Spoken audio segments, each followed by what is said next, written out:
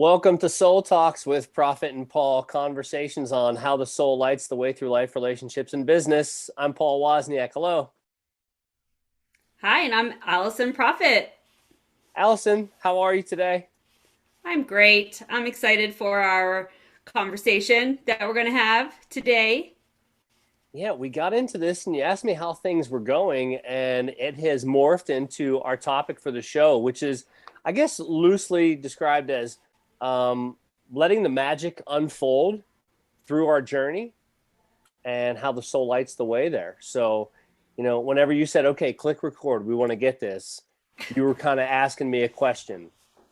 Yes, I was asking a question. You said something about how you you kind of were like, I feel like I'm manifesting things and different things are falling into place and some Yeah. different chapters are ending um and I in our conversation I was asking you what you felt had changed, Hmm. and you had proceeded to say that you felt like it was related to your recovery journey, and in that vein of that conversation, the next question that came to my mind was, what is there something different in your purpose with regards to your recovery journey and just life in general, right? We go through things in life, we're in different chapters. Every single day is potentially a different chapter, Hmm. and our purpose has the opportunity to be redefined. So that question, you started to lead into your answer, and I was like, we need to record this. So Yeah, and my answer to that question was that I have been flirting with sobriety since 2009. And when I say flirting with sobriety, you can describe sobriety a couple of different ways. And one of the ways that I was going to describe it was the way that a trusted advisor and sponsor described it to me. Sobriety, he defined it as a clear connection with God. mm, So nothing is in the way with our connection with God, nothing is spiritually blocking us. And so, I mean, you could describe me as an everythingaholic. I have substance abuse problems, and it doesn't really matter what it is. I'm going to take it too far. Um, mm, and especially living in Colorado, I think one of the most dangerous drugs is potentially marijuana because it doesn't seem so dangerous. I mean, you can smoke and then a couple hours later you're kind of back to normal. You know what I mean? Like it's sort of a right. short term, it wears off. It doesn't, if I know a lot of people, if they start drinking alcohol, they don't stop drinking alcohol, and once they've started drinking for the day, they don't want to do anything that requires responsibility for the rest of the day, kind of Mm, thing. And marijuana, you know, among other things, was one that I just really had to decide to let go of in order to try something new because I have a long-term depression that I could just not get out from under. mm. And so when I say flirting with sobriety, I stopped drinking in 2009. That was probably one of my biggest demons, but I never really um, I never really completed the picture. Right. And I don't feel like I opened up my channel for my connection with God Mm, without doing that. And to tell you the truth, it's still not like everything is easy. But when we first met, Allison, I was in bad shape, and a lot of it was because just I don't know, I just was very deep in depression and financially was having a lot of trouble. And um, today it's slightly different. It is definitely getting better. yeah, that's awesome. And I mean, if you made it this far and you're watching or listening to this episode, you might hear this topic of recovery and addiction. And I think the truth is that we all have our own addictions in Yeah. some way. And I mean, you could be addicted to working. That's a thing that people do, right? Or you can be, there's just so many different layers of what that could look like. And so you're not immune to being being in a place of needing to be in recovery from something. Right, right. And any of And those things could interrupt your connection, your spiritual connection, your connection with God. right, exactly. And I I'm curious, what was it that spurred for you this decision almost to like proclaim like I am going to move forward with this? Like was there something specific that was driving you to say I don't want to have an interrupted connection with God? Like now is the time. I flirted with this for this many years and now I want to really really be intentional about making that effort every single day.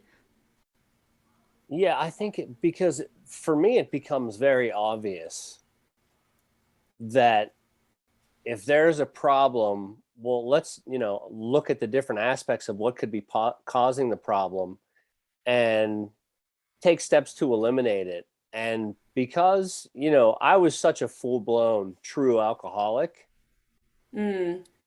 and because And that was years ago, it sounds like. yeah, that was 2009. I haven't had a drink of alcohol since 2009. And that was taken from me in a little bit more of a true moment of clarity. Like I got really lucky. I feel like God gifted me Mm. that relief. And this one is not that way. It's me, you know, seeking God's grace, not just Mm. being the recipient of it all of a sudden in one big fail swoop. It was unbelievable the way that I stopped drinking, and Yeah. and it was um, sometimes I feel like it was, I don't know, like I don't want to say that it was too easy. I mean, I appreciate what God gave to me, um, but for this I just it's been a really really rough couple of years for me. Um, going through divorce, um, losing full time employment, moving into real Mm. estate, which was brilliant, but I have always been a salaried employee, and I'm often better. I'm better at being an employee necessarily than running a business. I love real estate, and I know I do a great job for my clients, but it can be really challenging to run my own business like this. And Yeah. you know the old saying is like, you get sick and tired of being sick and tired. I just I just had enough and kind of reached the point Yeah. where I was just like, something needs to change. Let's start with the obvious issues. And the layers of the onion are still being peeled back. Yeah. There are still some things that I potentially have unresolved trauma that I need to deal with, that is making things not quite so easy. But the decision to take steps was, I was just sick of um, not being who I want, not having what I want. Yeah. So first I want to acknowledge you said something that I think is really important to shine light on. You said you feel like you're more well suited to be an employee versus a business owner, and I bet that there are lots of business owners that are listening to this that are like, "Oh, me too." So first I just want to say thank you for acknowledging and sharing that because that's pretty vulnerable because you are a business owner. Yeah. And I think it's helpful to let people know that I think business owners often feel that way, that it'd be easier if I had structure and somebody telling me what to do. But when you are called to do something in this world from a work perspective, from a career perspective, it I know you and I've had some conversations about real estate and it feels aligned for you. Like you feel like Yeah. you really there's so much about it that you really enjoy. It makes you feel like you're really helping people with this big important thing in their life and it makes you feel valuable that you're able to find solutions for them. And so all of the other pieces of running a business, maybe you aren't good at them, but that's why there's people that help with those things. And Right. so Right. In my soulful entrepreneur community, we just did a free webinar on delegating deliberately. And that's literally what the webinar was about. It was that you're not supposed to be good at everything. So if you're a business owner and you're listening, spoiler alert, you're still a good business owner. It doesn't mean you're not suited to be a business owner. You're not supposed to be good at everything. That would be ridiculous. There's no unicorn business owner that's good at everything. And if you find them, they probably actually have a bunch of people helping them behind the scenes. Um, so, anyways, I just felt like it was really important to call that out, because it can be really easy to fall into that imposter syndrome Thank you. around. And what I hang my hat on is, the satisfaction of my clients and the way that my clients rely on me for the important things that I am good at, which is Yeah, property analysis, property valuation, finding properties, negotiating. I was late to this meeting because I'm dealing with a closing that's coming up on Friday. yeah, And I am so excited for my client. She has found a great home and she's called me every single step of the way, even to the point where I was delegating because I'm like, I would love to give you more advice on this, but if I do, it would be irresponsible. So make sure you call so and so. yeah. Yeah, but thanks for saying that. Thanks for acknowledging that. Yeah, you're welcome. So we want to talk about like the soul lighting the way, and so now that you're in this place, and we said we were going to talk a little bit about, like, kind of like the magic unfolding in our journey. Yeah. You're in this place, you've made this decision, you're still walking the path in your recovery. Um, what joy are you noticing that maybe you hadn't noticed, or been clear enough to notice before? Yeah. Clarity. Um, just it, for me as an alcoholic and, an addict, letting it all go was the key. It was very important for me. And once I did, and you know, just want to let people know that, like, relapse can often be part of the story as well. But once I did, and as I'm continuing to make that decision, because they'll say, like, if you're in a meeting, they'll say 24 hours is the record for length of sobriety. Like, that's all you get is 24 Right. hours. Just just being able to show up, and it brought amazing clarity. Mm, Being able to show up knowing and feeling that nothing is in the way, and that I'm 100% Paul, because yeah.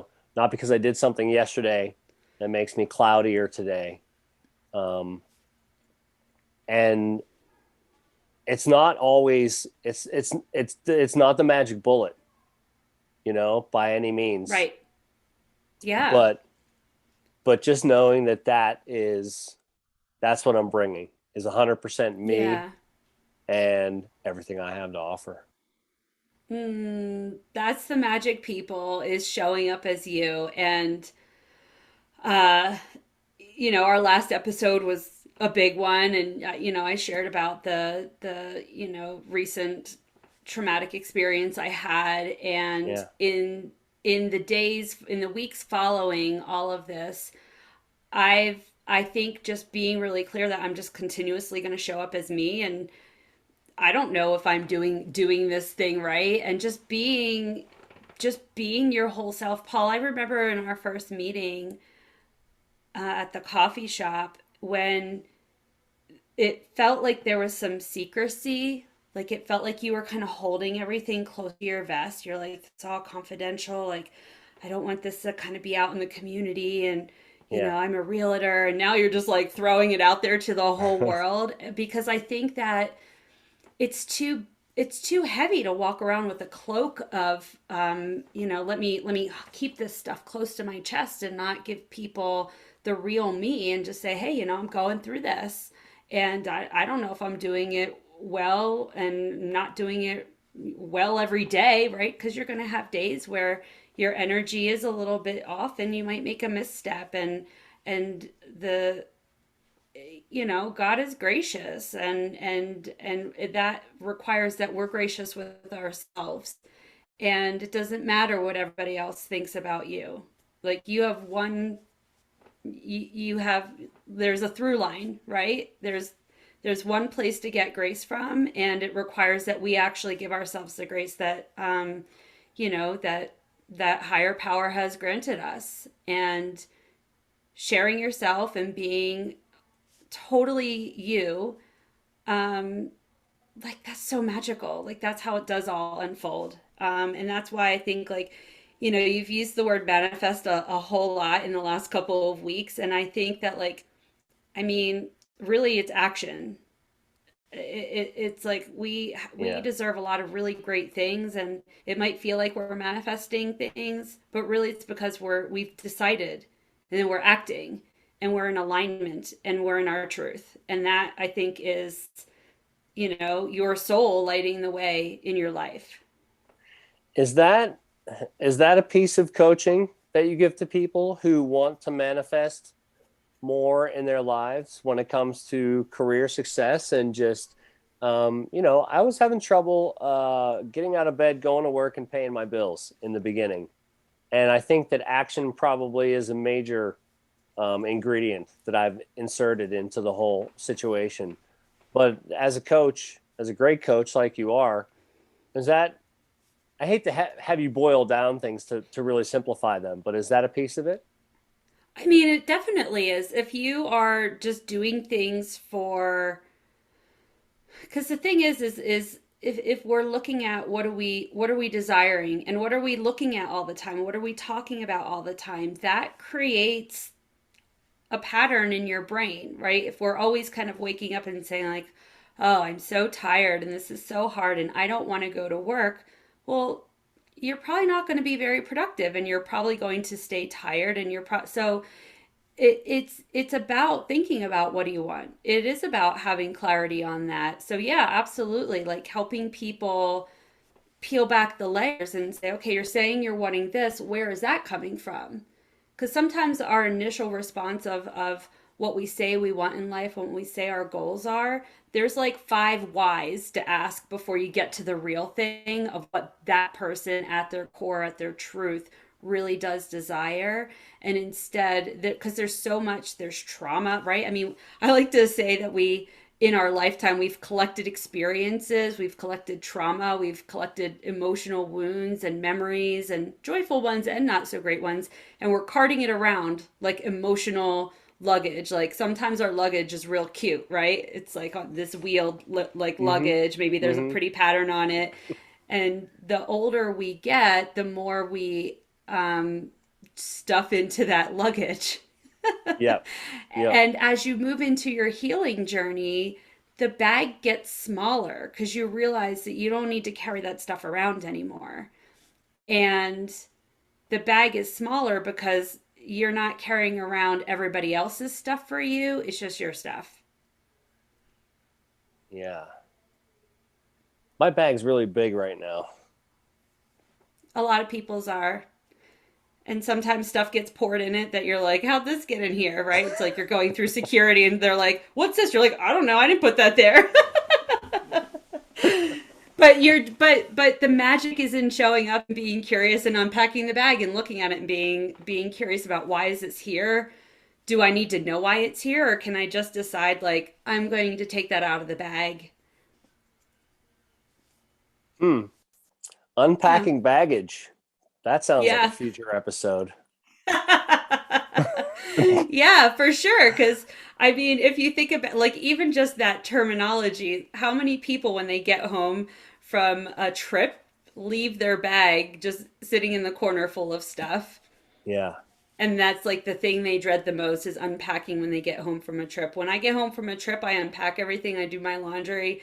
And I didn't used to be that way. I would just kind of like walk around the stuff. I'd like live out of my suitcase in my own house for, Until all the clothes are a worn and week. then you can Yeah, put the suitcase exactly. away. Yeah. But it feels good to unpack it, because then it's like, oh, now I'm really home. and I'm not staring at this bag wishing I was still on vacation, or whatever the case may be, whatever that bag represents for you. So yeah, unpacking baggage, totally. Future episode. Stay tuned for it. Huh.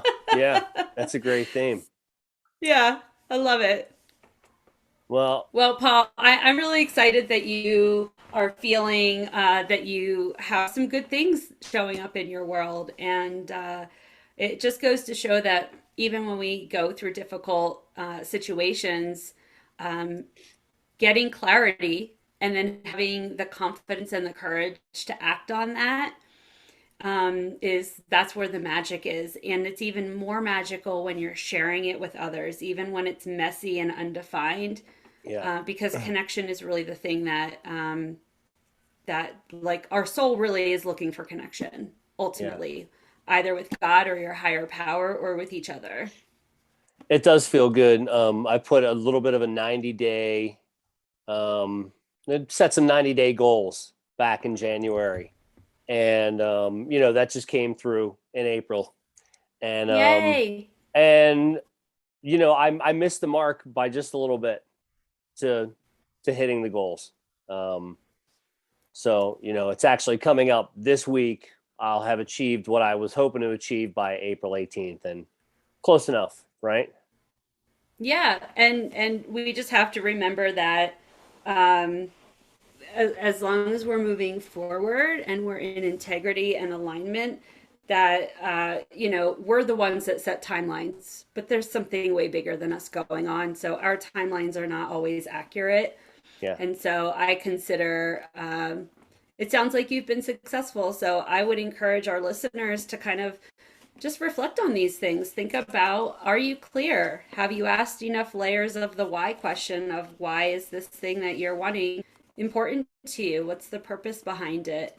And then act. You don't just put things out there and then they come to you. There's intentionality. And when I say act, I also mean like act on like cleaning up your thoughts and paying attention to what you're thinking about things, and then what you're saying, what conversations you're having, what you're talking about, the energy of the people you're hanging out with. Sometimes growth requires that we change relationships with our environments and with people. And that can be the hardest thing because it feels like we're losing connection, but that can open the door to other connection. So go And out there and reflect on that, people. and the other takeaway I'd like to let people have is, if you're dealing with any substance abuse problems, there is help out there. I use the anonymous programs. I would not be able to do it by myself. I am not doing this by myself by any stretch of the imagination. I'm working a program, and if you think that, I mean, whatever your addiction may be, whatever the problem may be, I think that asking for help is probably the biggest thing. And the idea of sobriety as like a clear connection to be connected to our higher power, a God of our understanding, whatever you want it to be. But asking for help, especially if you're having a lot of trouble with it, please Yeah. consider checking out one of these meetings. They happen all the time, and a lot of people find relief. And I'm actually not really even supposed to say this kind of thing on podcasts, but we did talk about it. So I just want to let people know that I am. That's how I'm making it through. That's beautiful. Yeah. And I love that you are getting support. And, if you've tried one thing, that's just know that there's thousands of other options of things that you can try. So don't give up on, you went down one path and it didn't work. There's lots of other paths. So Yeah. you're not alone. You are loved. And your soul has something to shine into this world. So, Paul, thank you for this conversation today. I think we covered some really good, juicy bits. Thank you, Allison. And everyone, don't forget, serve your soul, subscribe, listen for new episodes on Sundays. That's when we drop them. Share, follow, like, and sign up on Spotify, YouTube, and wherever you get your podcasts. I'm Paul Wozniak. She's Alison Proffit. Thank you very much, Allison. Thanks, Paul.